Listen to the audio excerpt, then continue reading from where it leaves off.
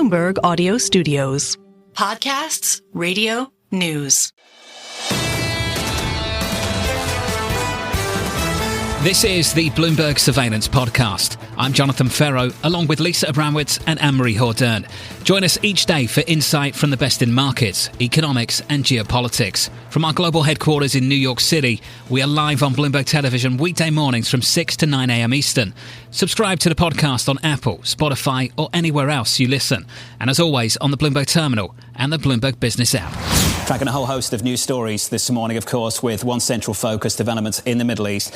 This morning just dropping. You've all seen reports, I'm sure, about three downed US jets over Kuwait. The latest from the United States, they say those 3 jets were down due to apparent friendly fire over Kuwait. All 6 aircrew have ejected safely. The jets mistakenly shot down by Kuwaiti air defences. Those headlines just crossing moments ago. To build on this conversation and much more, I'm pleased to say that Norman Roule, the former senior US intelligence official and senior advisor at CSIS, joins us now for more. Norm, so much to cut through. Let's start with this. Who is in command of the IRGC as things stand? The commander of the IRGC is an individual named Ahmed Vahidi. He's highly experienced, born in 1958. He joined the IRGC in 1979. He was the predecessor of Qasem Soleimani in the Quds Force and was extensively involved in terrorism and has indeed been red-listed for his involvement in the AMIA bombing in Argentina many years ago. He is an individual with a very dark history. So we have an individual who is cut from the same playbook as his predecessor in the IRGC. Norman, given the layers of concentric power in Iran, in the IRGC, and a new leader already stepping in, what does it actually look like, and what does it take to have true regime change in Iran? Well, at present, we have the regime has already been changed. Their strategic power has been severely diminished. We've had 2,000 airstrikes by the United States and Israel yesterday. The IRGC headquarters is rubble. And beginning yesterday and today, the United States is conducting massive tectonic strikes that on Iran's missile, nuclear, and other subterranean holdings. So Iran's strategic capacity is being reduced. Its missile launchers are being whittled away. That doesn't mean it won't have capacity to fire, but Iran's strategic resources are being already transformed. The supreme leader is dead. His successor is being selected according to the standard process. So the regime has changed. It's still the same type of administration, and the besieged, their militias on the street armed, keeping the protesters down as before. So we have a similar type of regime, but it is severely weakened. What do you then understand about what this president of the United States aims are in Iran then, Norman? In his initial address, he gave a variety of reasons of why the U.S. was attacking Iran. It became clear that he wanted that regime shift. What is the president's goal at this moment? And what does that tell you about how long a conflict may last? Well, to be clear, I think the goals are consistent: to end Iran's capacity to rebuild a nuclear enterprise, and the military operations that are being conducted now will achieve that, although Iran could make a decision to rebuild that at some point in the future, absent a political decision. Second, to end the missile threat at present, although Iran could rebuild that in the future unless there's a political change. And finally, to severely degrade Iran's regional adventurism in Quds Force. And we destroyed the IRGC headquarters and are conducting strikes against a Revolutionary Guard capacity. So again, the president is conducting military operations to achieve all of those goals. The challenge becomes he's got to now have an Iranian government that, in order to survive and sustain the regime, they've got to say, we will agree to not rebuild that in order to survive, have a normal relationship with our neighbors, and sanctions relief. That government has not yet agreed to do this. But again, I must say we're one day into a conflict. So these are still early days. Norm, so let's go through what we know and what we've seen so far. I think a notable feature for many over the weekend were the counterstrikes across the Gulf. Do you see those strikes as maybe risking bringing others into this war, or producing a different response, getting others in the Gulf to push back against the interactions they've seen so far? The response was entirely expected. Iran's goals would have been as following. First, they're going to try to achieve as much losses in the United States to promote a political debate within the United States against the president. And second, they're going to want to punish or attack Gulf partners and other countries to cause them to turn to the president and say, end the conflict. Now, what we've seen is actually a diminished attack. Normally, you would have seen saturation strikes by the Iranians of missile, drone, and it hasn't been mentioned, cyber strikes as well. The fact that these have actually been on a fairly reduced scale shows the relative success of American strikes in limiting the number of launchers. Now, it's still been a terrible impact. We've had losses that are significant, but this is far less than Iran would have hoped to achieve. And I must also say that Iran has transformed its relationship with the Gulf. It's a terrible defeat for the Iranian diplomacy. They've literally turned their relationship with the Gulf 180 degrees from a détente to enemies, and this will last for a generation for the Iranians. Noam, do you see a path to de-escalation in the coming days? Yes, the Iranians, in essence, through this conflict, will have to be compelled to, through defeat, through a military defeat, to accept the president's terms. That's the path at this point. There is not a path through diplomatic negotiations at this point. There is not going to be a path through mediations. The Iranians are going to have to accept that they cannot, in order to survive, in order to stay alive, they're going to have to accept that they're going to have to come to terms.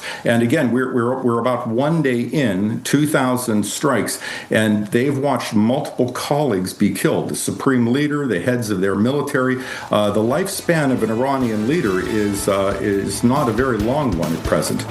Stay with us. More Bloomberg surveillance coming up after this.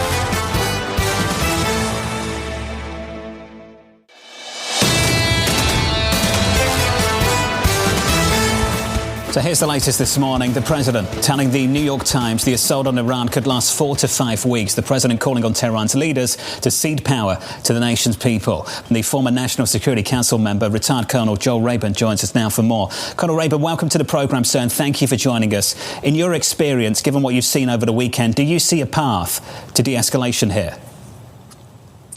Well, yes, because, in this military phase, the outcome is essentially it's concluded already. It's just a matter of time. The Iranian regime has lost control of its own airspace over its capital.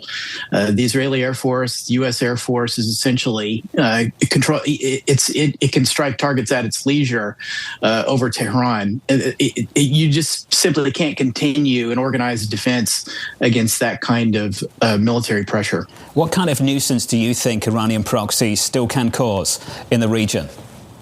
Just that, a nuisance. They're not going to be able to tip the strategic balance. You saw overnight, I think a group that was probably Hezbollah launched 6 missiles from Lebanon into Israel. That's essentially, that's fairly suicidal if Hezbollah were to try to escalate. They don't have any capacity to resist Israeli pressure there either. And I'm sure the Israelis have a pretty robust war plan contingency to be able to take out those kind of Hezbollah assets if it does escalate.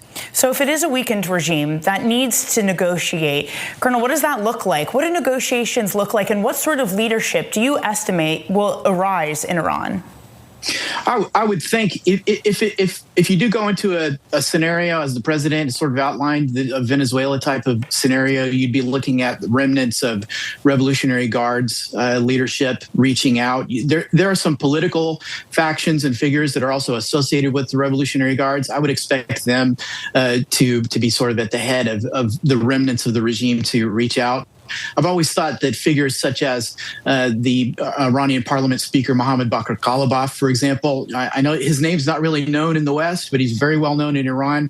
This is a guy who's a former Revolutionary Guards general, was also the mayor of Tehran, and is now the speaker of the parliament. He's had one foot in politics and one foot in the Revolutionary Guards. He's not alone. There are different figures like that who, if they survive the coming week or so, I would think I would be voted most likely to be the kind of Delcy Rodriguez figure in Tehran for an interim phase. I don't think that means that kind of regime would be sustainable because of the intense popular pressure against that regime and its own weakened state. But at least for a transitional phase, as the president was referring to, I think you would have figures like that who are sort of pragmatic survivors as opposed to ideologically driven millenarians who are just looking for martyrdom.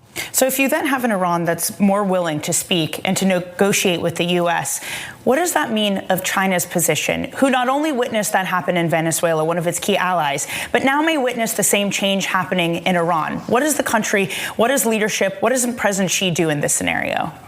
Yeah, it's a tough situation for President Xi because the Iranian regime has been such as an energy supplier as well as a strategic military lever that the Chinese have been able to use from time to time. So they're going to be looking very hard at what comes in the wake of this Khamenei regime. They're going to have an enormous stake in trying to retain their influence in Tehran with a follow-on regime, no matter whether that's a remnant regime of the Islamic Republic or that's some kind of new democratic regime. The Chinese have a huge stake in trying to ensure that it's a China-friendly regime. So they will be in there competing. But so will all the other regional powers, the world powers. It's going to be an incredible race for influence in Tehran if there is a follow-on regime. Colonel, it's been unbelievable, the developments we've already seen in 2026. You mentioned Venezuela and what we saw out of Caracas just 2 months ago, and now in Iran. Is there a coherent strategy here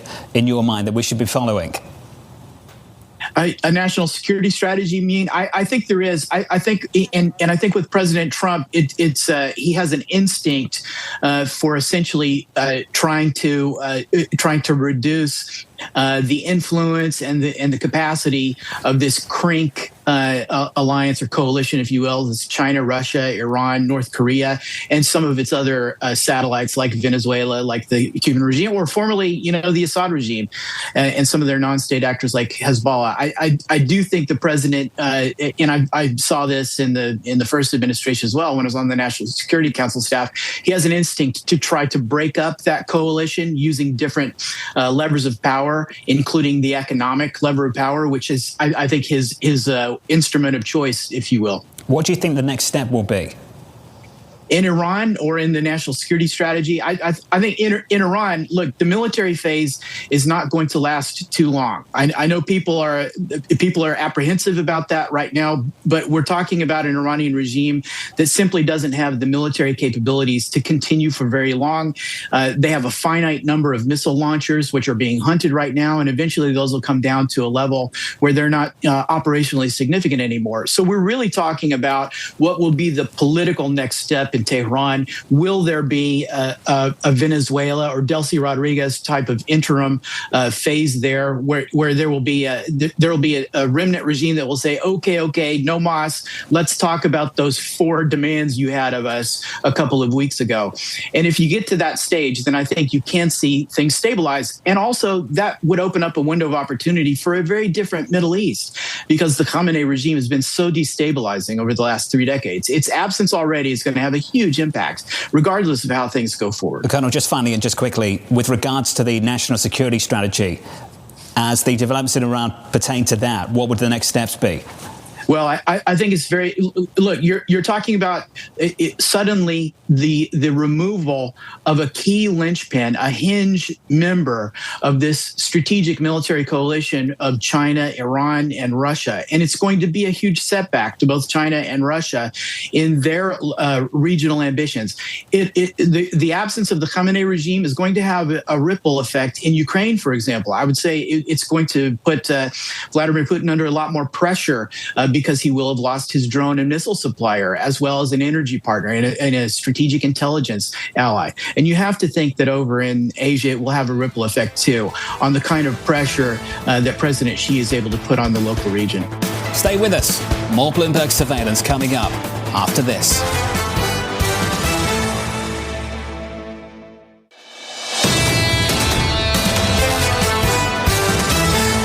Let's talk about energy. Under surveillance this morning, a standstill in Hormuz.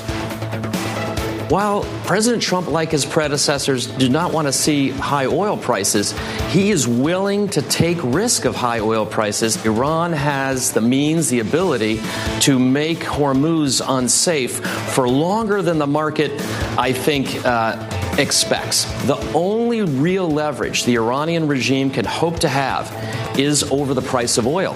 So here's the latest this morning. Crude spiking, the most in almost 4 years, as tensions are escalating in the Middle East. Tanker traffic through the Strait of Hormuz effectively halted, threatening about a fifth of the world's crude. Stephen Schork of the Schork Group writing the following: a regime fighting for its survival will eventually make a move that surprises. Position for volatility, not direction. Stephen joins us now for more. Stephen, welcome. Your line from over the weekend, whether the template from June 2025 is the right one. Is this different?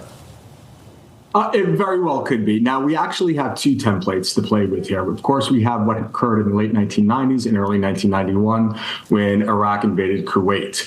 And then, of course, we had the 12-day war back in June. In both instances, we saw a significant spike in prices immediately, but an even greater drop in prices afterwards. And that was the market's way of telling us that the resolution was going to be quick and it was going to be positive. In 1991, it was kicking Saddam out of Kuwait. That was a positive. Prices crashed. In the 12-day war, the objective, we had a finish line. It was to neutralize Iran's nuclear program. And that was, for the time being, achieved. Quick resolution. Prices crashed. Now we have the asymmetry of we have an open line now. We have no finish line. So the stated goal is to overthrow the theocracy in Tehran. So whether that happens quickly or not depends. So that is the key asymmetry. So what we are concerned about, and the only catalyst that will drive oil prices sustained higher, would be a disruption, a long-term disruption to the flow of oil. So, of course, we're talking about the Strait of Hormuz. Now, right now, we do have an effective blockade on the Strait, being that we have now made it uninsurable. So there are no tankers that are going to transit the Strait. So that is the key situation. But if we do get a quick military resolution, that blockade effectively gets lifted immediately. And there we have the scenario for lower oil prices. The concern now is if the theocracy in Tehran is able to hold on, we're no longer dealing with a rational player. Back in June, there was no concern about a closure to the Strait of Hormuz because the regime did not feel threatened. So the regime wasn't going to alienate itself from its Arab trading partners in the Gulf or its clients in India and China. Therefore, they had consequences. A regime that is now under threat does not fear consequences. So there is the very real threat now that we go beyond a soft blockade of the Strait and a hard blockade of the Strait with either mining or missile attacks on vessels transiting. So either way, it all comes down now to timing. How quickly is this resolved? It's resolved quickly, i.e. in a couple of weeks. That blockade gets lifted immediately. And let's recall that we have about 1.7 billion barrels sitting in Stephen, can I ask about that blockade and the likelihood of it? Because a lot of digital ink has been spilled that perhaps Iran doesn't have the capabilities to fully issue a blockade, that they don't have unlimited supply of weapons, that laying down mines would be costly for them themselves once they want to reopen the waterway. What, in your estimation, is the full extent of pain that Iran can have when it comes to oil energy infrastructure and the Strait of Hormuz? Yeah, absolutely. So the big threat now here is, first of all, with the blockade, they don't need to take a hard blockade. As we said, you made the Strait right now unpassable. It's uninsurable. Therefore, you do effectively have your blockade. Now, the real concern now is what do we do about oil production?